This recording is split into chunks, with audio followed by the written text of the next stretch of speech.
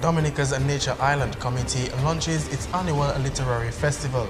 The organizers hosted this event to promote literary arts while providing venues for writers and people who enjoy reading and listening to literary works.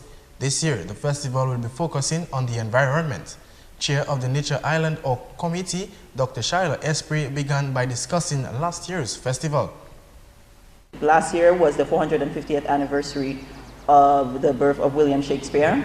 It was also Alwyn Bully's 50th anniversary of work in theater, and we thought that it would be nice to recognize and acknowledge that with a theme of the theater. And I would say that we had quite a great success. One of our biggest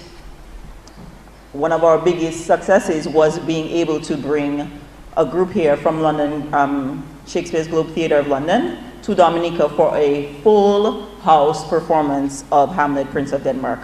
This was a fabulous show. Esprit mentioned that the revival of The Ruler, a 1976 play by Alwyn Bully, was also a great success with positive outcomes and minor challenges.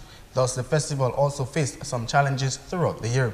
In continuation, Dr. Esprit went on by outlining the event to take place during this year's literary festival.